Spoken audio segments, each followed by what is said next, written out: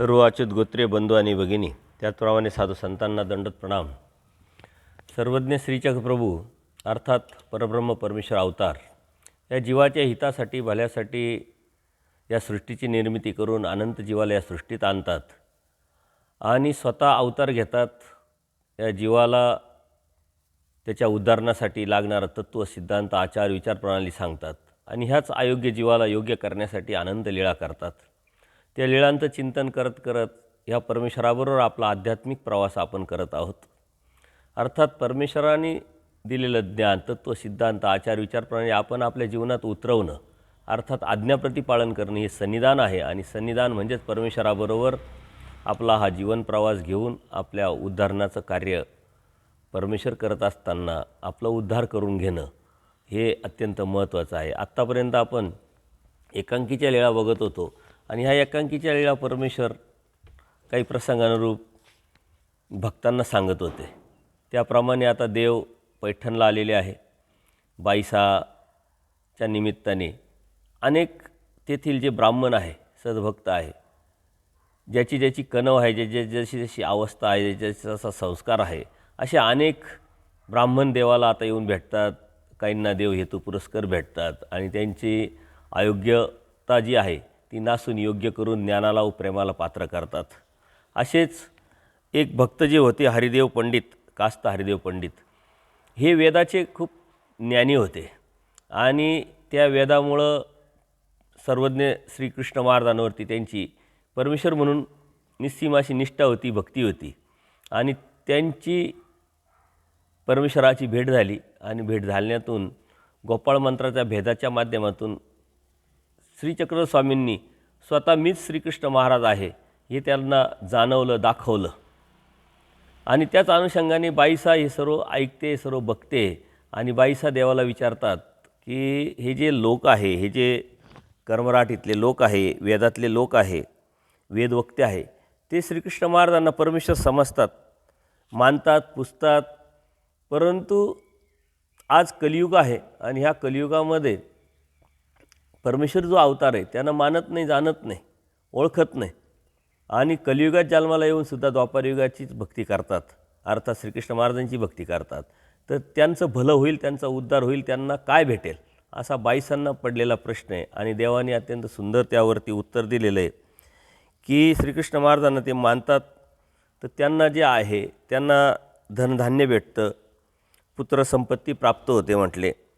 अकस्मात येणारे जे मृत्यू आहे ते त्यांचे टाळतात, त्यांना दुःख नाहीसे होतात. देवावसानंतर त्यांनी जोडलेले जे कणव आहे, जी भक्तीच्या माध्यमातून पारलौकिक सुफळास ते जातात. अर्थात परमेश्वर अप्रत्यक्षरित्या सांगतात की श्रीकृष्ण महाराजांची भक्ती, ह्या भक्तीतून काय काय मिळतं आहे. परंतु बाईसांचा प्रश्न काय होता की त्यांना परमेश्वर भेटेल का, कैवल्यदान भेटेल का, प्राप्ती भेटेल का, हे मात्र देवाने सांगितलेलं नाही. कणव मिळेल, त्या कणवेतून मात्र त्यांना पुढे जाऊन परमेश्वर कोण आहे ती जाणीव करून त्या त्या युगाचा जर धर्म समजून, परमेश्वर अवतार समजून उमजून त्यांनी बोध दिला, त्या परमेश्वराची भक्ती केली तर मात्र त्यांचा उद्धार होईल.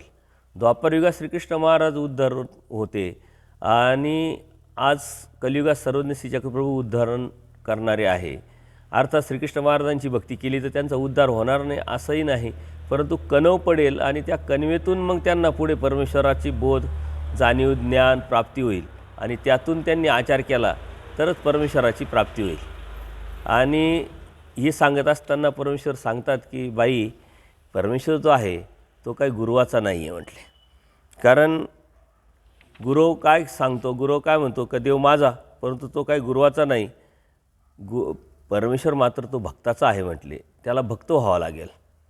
पुजारी आणि भक्त यातला फरक नेमका परमेश्वराने सांगितला. गुरु म्हणजे पुजारी, त्या तिथं जे गोष्टी करणारे आहे, सांभाळणारे आहे, त्याला अप्रत्यक्षरित्या असं वाटतं की मी परमेश्वराचा भक्त आहे, परंतु तो भक्त नाही आहे. भक्त ही जी क्वालिटी आहे, भक्त ही वेगळंपण आहे, अस्तित्व आहे, त्याचं वेगळंच आहे हे देवाने सांगितलेलं आहे. आणि म्हणून तो गुरु जो आहे देवतेची पूजाच घेण्यासाठी असतो म्हटले. त्याच्यामुळं देव हा काही गुरुवाचा नाही आहे, परंतु देव हा भक्ताचा आहे आणि तो भक्त अनुसरल्याचा देव आहे म्हटले. तो भक्त मात्र भक्त झाला म्हणजेच अनुसरण, म्हणजे अर्थात प्रेम हेच अनुसरण आहे. प्रेम हेच परमेश्वराची श्रेष्ठ भक्ती आहे आणि त्यालाच अनुसरण म्हणजे थोडक्यात अनुसरल्यान जो आहे त्यांनी भक्त व्हावं आणि जो भक्त आहे तो अनुसरत असतो. विनाकारणच आपण आपल्याला भक्त म्हणणे आणि त्यातून परमेश्वर मला प्राप्त होईल हा भ्रम निर्माण करणे हे परमेश्वराने इथं तोडलेलं आहे. आणि देवानी स्पष्ट सांगितल्यानंतर बाईसा म्हणता हो का बाबा म्हणे. म्हणजे बाईसांचा जो मनातला प्रश्न होता तो बाईसांनी क्लिअर करून घेतलेला आहे. कारण बाईसाहेब पूर्वी पयोवृत्ती मार्गाच्या आचार्या होत्या आणि कळत नकळत श्रीकृष्ण महाराजांची त्यांनी भक्ती केलेलीच असेल, भक्ती करतच असतील.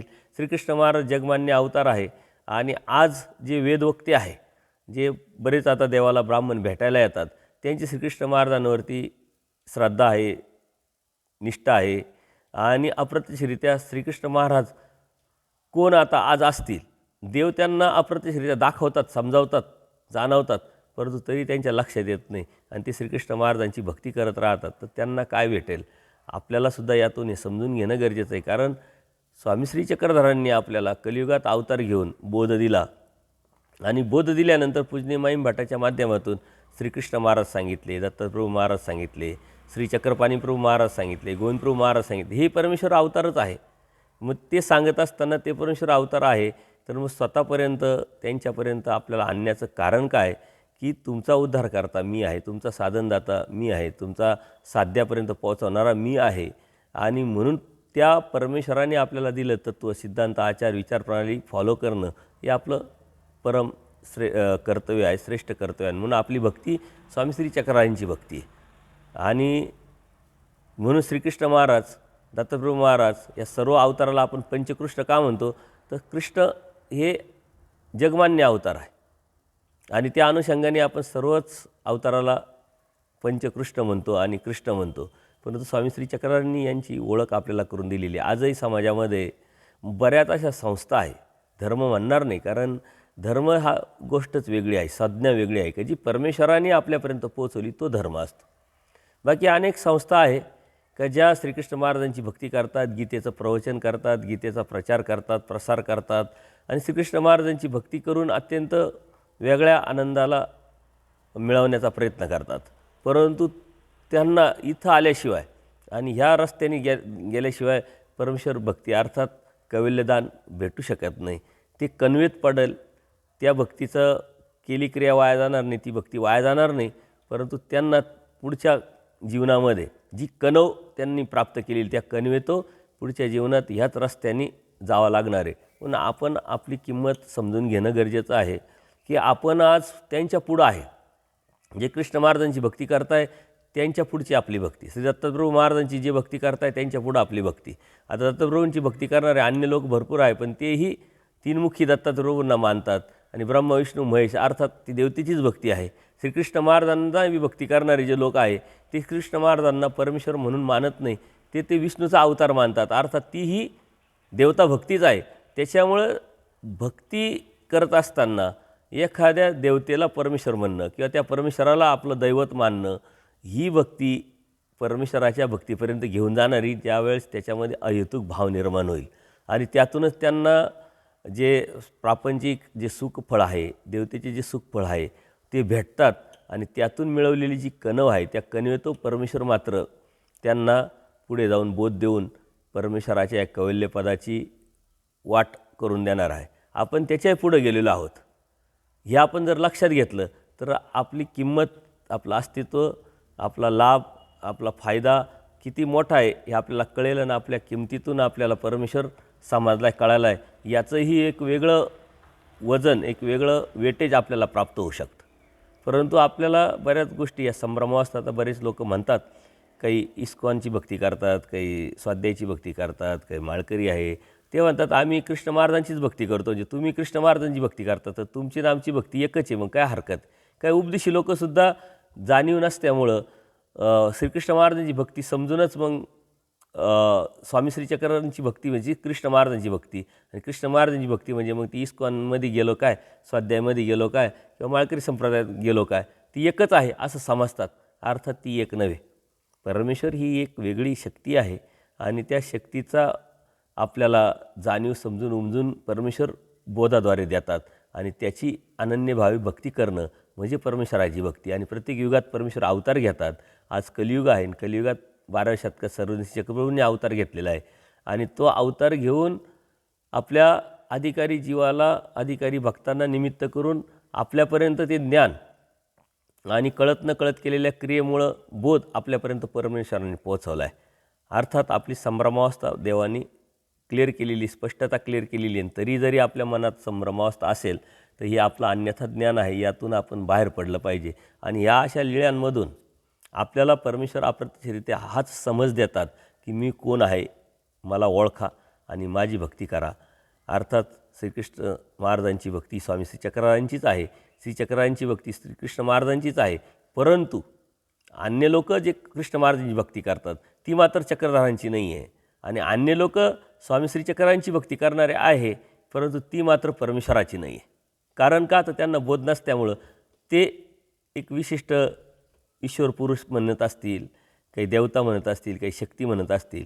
परंतु आपण जे स्वामी श्री चक्ररायांना ओळखतो बोधाच्या माध्यमातून, ती ओळख महत्त्वाची आहे आणि त्याद्वारे आपण परमेश्वराची भक्ती करतो आहे. म्हणून आपल्याला कैवल्य गडापर्यंत जाण्याची योग्यता प्राप्त झालेली आहे. फक्त परमेश्वरांनी सांगितलेलं तत्त्वज्ञान आचारात विचारात आपण जर आणलं, त्या ज्ञानाद्वारे आपल्या मनामध्ये समज निर्माण करून त्यात बदल केला तर नक्कीच परमेश्वरापर्यंत आपण पोहोचू. कारण आता देव पैठणला आहे आणि पैठण अशी नगरी आहे की सर्व ब्राह्मणांचं माहेरघर आहे, विद्येचं माहेरघर आहे. तिथं सर्व कर्मकांड, विधी, अंधश्रद्धा, धर्माचं जे आहे ते सर्व तिथं चालतं. अप्रत्यक्षरित्या दक्षिण काशी म्हटलं जातं, पश्चिम काशी, दक्षिण काशी हे जो प्रकार आहे या आपण ज्याच्यामध्ये मोडतो ती काशी पैठणला म्हटलं जातं. आणि म्हणून तिथं ब्राह्मणांचं खूप मोठं प्राबल्य आहे. आणि अनेक आता जे योग्य ब्राह्मण आहे, ज्यांची कणव आहे, ज्यांची योग्यता आहे, अप्रत्यक्षरित्या पाठीमागं कधीतरी त्यांच्या कर्मामध्ये परमेश्वराच्या कणवेत ते पडलेले आहे. आज जे मी सांगितलं, आपण ज्यावरती चिंतन केलं ते पूर्वी त्यांनी केलेलं आहे. म्हणजे त्यांची कणव निर्माण झाली आणि त्या कणवेतो आता परमेश्वर त्यांना योग्य करणार आहे, ज्ञानाला, प्रेमाला पात्र करणार आहे. असे अनेक ब्राह्मण देवाला येऊन भेटतात आणि त्यातूनच आपल्याला पण समज, सावधानता निर्माण करून भक्ती करायला आपल्याला एक संधी भेटत असते. तशाच प्रकारे एक संध्याकाळच्या वेळेस पूजा अवसर झालेला असतो. भोगनारायणाच्या मंदिरात देव आसनावर विराजमान झालेले असतात, सोबत बाईसा असतात. आता बाईसा कंटिन्यू देवाबरोबर आहे. सर्वजण तांबूळाचा विडा घेतलेला होता. श्रीमुखात तांबूळाचा विडा घेऊन देव प्रसन्न नजरेने विराजमान झाले. तेवढ्यात उपाध्यबाद जे आहे ते गावी जाण्यासाठी विचारतात, कारण आता उपाध्यबाद जे आलेले आहे ते देवाबरोबर आहे, 2-3 दिवस झालेले आहे त्यांना. आणि मग बाईसा त्यांना राहण्याचा आग्रह करतात, कारण जे भक्त आले, आता बाईसा आहे प्रेमी भक्त आहे, त्या बाईसांना देव कोण आहे याचा बोध आहे, जाणीव आहे, समजलं आहे. आणि कोणी भक्त जर आले आणि परमेश्वराच्या ठिकाणी भक्ती करायला लागले तर त्यांनासुद्धा चांगलं वाटतं आणि यांना बोध झाला किंवा यांना ओळख झाली परमेश्वराची, तेव्हा त्यांच्याप्रती बाईसांचं आता प्रेम निर्माण झालेलं आहे. आणि म्हणून ते त्यांना राहण्याचा आग्रह करीत होते, परंतु ते काही राहत नव्हते. मग सर्वज्ञ त्यांना म्हणतात की बटिका, बाईसा म्हणत आहे ते का करत नाही म्हटले तुम्ही, राहा. ते म्हणताय तर राहा 1-2 दिवस. तर उपाध्यवास काय म्हणतात, नाही जी माझी लोक वाट पाहत असतील आणि मला काम आहे त्याच्यामुळे मला जावं लागेल. आता संध्याकाळच्या वेळेस म्हणले एकटे तुम्ही कसे जाल, रात्र पडत आलेली आहे. तर उपाध्यवास जी आम्हाला एकटे इकडं तिकडं जाण्याची सवय आहे आणि असे बऱ्याच वेळा मी प्रवास केला आहे, त्याच्यामुळे मला तो अनुभव आहे, त्यामुळं मला काही अडचण येणार नाही. देवाने विचारल्यानंतर त्यांनी जे उत्तर दिलं, देव त्यांना म्हणता, मग तुम्ही तर धैर्यवान आहात, धाडसी आहात म्हटले आणि शौर्यवान आहात म्हटले. अप्रत्यक्ष देवाने त्यांची स्तुती केलेली आहे. श्रीमुखातलं तांबूळ आता परित्याज्यांना, म्हणजे अनेक जे लोक आहेत त्यांना देव प्रसाद म्हणून देत आहे. तर उपाध्यवासाने सुद्धा तांबूळासाठी ओंजळपुडी केलेली आहे, हातपुडं केलेलं आहे की मलाही प्रसाद द्या तुम्ही. आता देव अप्रत्यक्षरित्या यांची परीक्षा पाहता, यांची निष्ठा किती आहे, किती समर्थवादावरचं परिपक्वता आहे, हे देव त्यांना काही प्रश्न विचारतात. सर्व बटिका, आमच्या उष्टा तांबूळासाठी तुम्ही हातपुढे करताय, हास पसरवताय, का बरं? म्हणजे ते जे आमच्या भल्यासाठी, आमची भलं, आमचं हित याच्यात आहे, याची जाणीव आम्हाला आहे. देव बटिका, आम्ही काय आहोत म्हटले, कोण आहोत मग? तुम्हाला जर वाटतं आहे का आमच्या नुसत्या तांबळाच्या प्रसादाने तुमचं भलं होणार आहे, तर मग आम्ही कोण आहे जाणता का तुम्ही आम्हाला? तुम्हाला माहिती आहे का मी कोण आहे म्हटले, तरी आमचं उष्ट तांबूळ घेताय तर ते काय म्हणतात, मी तुम्हाला काय ओळखत नाही. उपादेवास जी जी आम्हाला काही माहीत नाही तुम्ही कोण आहात नेमके, परंतु तरी आम्ही घेतो आहे. मग देव म्हणतात, तुम्हाला जर माहीत नाही आम्ही कोण आहोत आणि तरी तुम्ही तांबूळाचा उशिष्ट प्रसाद मागताय आणि त्या प्रसादातूनच आमचं भलं होणार आहे असं तुमची मानसिकता, तुमची बुद्धी निर्माण होली, तर हा काय प्रकार आहे. उपादेवास जे आहे ते पुन्हा म्हणाले की जी जी आमच्या भल्याच्या चाडेनेच आम्ही करतो आहे, आम्हाला जरी माहीत नसलं तर आमचं भलं होणार आहे किंवा भलं होईल ही मात्र आमची बुद्धी पक्की आहे. देव परत म्हणतात, पण तुम्ही म्हणता ते बरोबर आहे, पण आता गावी जाल, त्या गावातल्या लोकांना कळेल तुम्ही कोणत्या तरी परपुरुषाचा उष्टा प्रसाद खाल्ला, तांबूळ खाल्लं, आणि त्यावेळची परिस्थिती तशी होती. तर घरातले लोक तुम्हाला घरात शिरू देणार नाही, लोक तुम्हाला नावं ठेवतील, तुमची बदनामी होईल. तर ते काय म्हणतात, जाऊ द्या, नाही दिलं तर नाही दिलं, त्यांनी घरात येऊ, बोलले तर बोलले, झाली तर झाली बदनामी. म्हणले जेवणासाठी तुम्हाला जो मानपान आजपर्यंत भेटत होता, पाठ चौरंग भेटत होते, ते भेटणार नाही. म्हटले जाऊ द्या, नाही भेटले तर नाही भेटले, असं देव त्यांना चाळवायचा प्रयत्न करत आहे. आणि ते मात्र पक्के आहे त्या विचारावरती, आणि ते पुन्हा पुन्हा तेच म्हणतात, जाऊ द्या, नाही भेटले तर नाही भेटले. म्हटले मग तुम्हाला लाकडाच्या पात्रात जेव घालतील. कारण त्यावेळची परिस्थिती अशी होती की असे जे काही लोक होते क शूद्र विचाराचे, शूद्र कर्माचे, त्यांना हे लोक अशी वागणूक द्यायचे. आणि मग तुम्ही शूद्र व्हाल अप्रत्यक्षरित्या, असं देवाला त्यांना विचारायचं आहे, सांगायचं आहे, आणि त्यांची परिपक्वता मनाची किती आहे ही जाणायची आहे. तर म्हणजे तुम्हाला वाटीत जेवायला देतील म्हटले. तर उपादेवासाने जे जी न वाढतील तर न वाढतील, देतील तर देतील, नाही दिलं तरी काही फरक नाही पडत, परंतु माझं भलं होणार आहे हे तुम्ही जाणा आणि आम्हाला द्या. लोक तुम्हाला नष्टभ्रष्ट म्हणतील म्हटले. मग जी जी म्हणतील तर म्हणतील म्हणे नष्टभ्रष्ट, काय लोकच आहे म्हणले, त्यांची नजर आहे त्या पद्धतीने ते म्हणणारच आहे म्हटले. तुम्हाला म्हणजे गोत्र कुटुंबाबाहेर टाकतील म्हटले, तुम्हाला वाळीत टाकतील. अशा पद्धतीनं ते देव त्यांना एक एक शब्दातून टाळण्याचा प्रयत्न करताय. आणि तरी ते म्हणतात सोयरीधारी तुमचा त्याग करतील. देव म्हणतात ते आता जाऊ द्या, टाकलं तर टाकलं, सोयरीधारी त्याग केला तर केला, तर मग आमचे तांबूळ का बरं घेता म्हटले, तुम्हाला एवढं आम्ही सांगतोय तरी उपादेश म्हणतात जी जी आमच्या भल्यासाठी, गोमट्यासाठी म्हटले, त्या भल्याविषयी आणि गोमट्याविषयी त्यांची निस्सीम निष्ठा आणि पक्की बुद्धी देवानी चेक केल्यानंतरही क्लिअर राहिली. आणि मग मात्र देव प्रसन्न होतात. देव प्रसन्न होतात आणि मग तुम्ही स्वतःच्या भल्यासाठी ठाम जर राहिले तर तुमचं खरंच भलं होईल म्हटले, तुमचं खरंच हित होईल. बटिका तुम्हाला कोणीही काही म्हणणार नाही, हा वरद असतंसुद्धा परमेश्वर त्यांना देतात. आणि उपादेवासांना त्यातून समाधान वाटतं. समाधान वाटण्यातून त्यांना मग देव नुसते ते प्रसादच नाही देत, तर आपल्या गळ्यातली जी माळ आहे फुलांची तीसुद्धा देतात, तांबूळ देतात.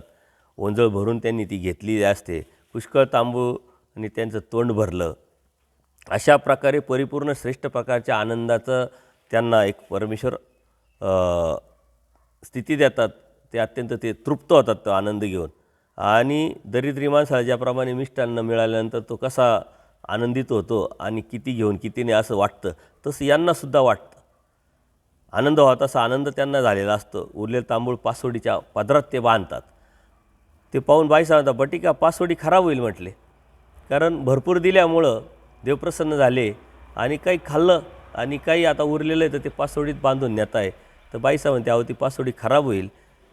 सर्वज्ञ म्हणाले, आवडीच्या भावाला काही क्रियेचा जो आहे ती सीमा नसते. म्हणजे त्यांची आवडी आता एवढी आहे का ते खराब झालं काय नाही झालं काय त्याचा ते विचारच करत नाही म्हणले. त्यानंतर उपाध्यभास दंडोत करून निघतात, आपल्या गावी जातात. तर हे जे उपाध्यभास आहे हे कास्त हरिदेव वास पंडित या वेदोक्त ब्राह्मण असतात, त्यांना नॉलेज असतं, ज्ञान असतं. अप्रत्यक्षरित्या काही लीळेच्या माध्यमातून परमेश्वराने त्यांना जाणीव पण करून दिलेली आहे, मी परमेश्वर आहे. आणि त्यांची अप्रत्यक्षरित्या परमेश्वराने परीक्षा पण घेतलेली आहे. आपणसुद्धा भक्ती करत असताना काही अडीअडचणी येतात, संकटे येतात. त्या संकटावरती आपण किती परिपक्व आहे, किती निष्ठा आहे आपली समर्थवादावरची, त्यावरती आपली भक्ती आणि परमेश्वराची प्रसन्नता अवलंबून असते. आपल्याला अडीअडचणी येतात, त्यांना देवाने कोणत्या अडीअडचणी येऊ शकतात त्या काळाच्या प्रसंगानुसार, त्या परिस्थितीनुसार सांगितलेले आहे. आजही आपल्याला अडचणी येतात भक्ती करत असताना. आज सगळं समाज देवतेची भक्ती करतो आहे, कर्मकांडात अडकलेले, अंधश्रद्धात अडकलेले, विधीत अडकलेले, गुरुची भक्ती करणारे आपल्याला दिसतात, भूताखेताची भक्ती करणारे आपल्याला दिसतात. आणि आपण बोध झाल्यामुळं सर्वांचा त्याग करून एका परमेश्वराची भक्ती करताना दिसतो. त्यामुळं समाजात राहत असताना, संग्रह पाळताना, इकडं तिकडं जाताना आपल्याला अडचणी येतात. आणि त्या अडचणीवरती आपण आता कसं मात करतो आणि लोक काय म्हणतात याकडे दुर्लक्ष करून परमेश्वराची आपण कशी भक्ती करतो एकनिष्ठपणे, त्यावरती परमेश्वराची प्रसन्नता आणि त्यावरती आपलं भलं ठरलेलं असतं. अन्यथा थोड्या थोड्या अडचणीतून अनेक लोक आहे की बाबा समाजात राहावं लागतं, मग ते धर्म सांगत नाही. संग्रह पाळण्याच्या उद्देशाने देवानी त्यांना नियम सांगितले, ते नियम न पाळता आपलं भलं होतं आहे का वाईट होतं आहे, ओकटं होतं आहे का गोमटं होतं याचा विचार न करता समाज व्यवस्थेमध्ये वाहत जातात. आणि असा परमेश्वराकडून मिळालेला धर्म अप्रतिष्ठित त्याच्यातून निघून जातात. मग ते मिश्र भक्तीकडं, अंधश्रद्धेकडं झुकतात आणि धर्मातून जातात. म्हणून परमेश्वराने सांगितलं अन्य धर्मेपुरी धर्मापासून जाय. जो धर्मात आहे परंतु तो अन्यांचा जो धर्म आहे, तत्व आहे, सिद्धांत, आचाराला जर लागला तो धर्मावरून जाईल, तो धर्मातून जाईल. म्हणून आपण हे समजलं पाहिजे की अन्य कोण आहे, जो इथं आहे परंतु परमेश्वराचा धर्म समजून उमजून न पाळता इतरांचा म्हणजे देवी देवतेचा जीवांचा भक्त धर्म पाळतोय, तो अन्य झाला. आणि येथीचा जो अन्य तो धर्मातून जाईल, कारण तो धर्मात आला होता, धर्मातून परमेश्वरांनी धर्मात त्याला आणलं होतं, परंतु तो अन्य झाला. आणि म्हणून आपल्यालाही अन्य न होता किंवा अन्य न राहता परमेश्वराचा एकनिष्ठ भक्त व्हायचं आहे. आणि एकनिष्ठ भक्त होत असतानाही, भक्ती करत असताना ज्ञानयुक्त समज घेऊन जर आपण केली तर आपल्याला अडचणी येणार नाही. जरी अडचणी आल्या तर त्यावरती आपण मात करू शकतो. आणि देवाने त्याच्यासाठी सांगितलेलाच आहे की एक मुलगी असते, ती एका नवऱ्यासाठी 4-5चा सोडते, 4-5चा जाच घेते. तसं आम्ही तर या अनंत ब्रह्मांडाचे नायक आहोत. आमची भक्ती करताना तुम्हाला सर्वांना सोडावं लागेल आणि सर्वांचा जाच घ्यावा लागेल. त्याच्यामुळं कळत नकळत आपल्याला असा त्रास होतो समाजात राहत असताना, परंतु तो त्रास परमेश्वराच्या प्राप्तीचा आहे. म्हणून आजच्या दुःखापेक्षा उद्याचं दुःख आणि आजच्या सुखापेक्षा उद्याचं सुख हे खूप मोठं आहे. म्हणून आजचा हा जो त्रास आहे अत्यंत नॉर्मल आहे. तो सहन जर केला तर परमेश्वराची प्रसन्नता आपल्याला नक्कीच प्राप्त होईल. आणि ह्या जे भक्त आहे या भक्तांनी जे पद्धतीनं ते वागले उपाध्यभास, आणि देवाने ज्या पद्धतीने त्यांना प्रश्न विचारले त्यावरती ते कंटिन्यू ठाम राहिले. तर आमच्या भल्यासाठी आम्ही घेतोय, लोक काय म्हणतील, लोक काय बोलतील, घरातले काय त्रास देतील किंवा काय बोलतील, घरात घेतील की नाही याचा आम्ही विचार करत नाही. आम्हाला एकच निष्ठा आहे की आमचं भलं होणार. तसे आपली बी पक्की निष्ठा असली पाहिजे की मला देव भेटणार आहे आणि माझं हित होणार आहे. अनंत जन्म अनंत सृष्ट्या गेल्या, जन्मवृत्तीच्या फेऱ्यात फिरत फिरत अनंत दुःख मी उपभोगले. आता हे दुःख त्याच्या पुढं काहीच नाही आहे. आणि जर या दुःखाला मी सामोरं नाही गेलो तर खूप मोठ्या दुःखात मी पडू शकतो. ही भावना निर्माण करून या धर्मावरती, एकनिष्ठ भक्तीवरती निस्सीम निष्ठा ठेवून जर आपण भक्ती करत राहिलो तर नक्कीच परमेश्वर प्रसन्न होऊन आपल्याला सहाय्य करतील आणि परमेश्वर प्राप्त होईल. सर्वज्ञ श्री चक्रधर स्वामी की जय. दंडवत हो.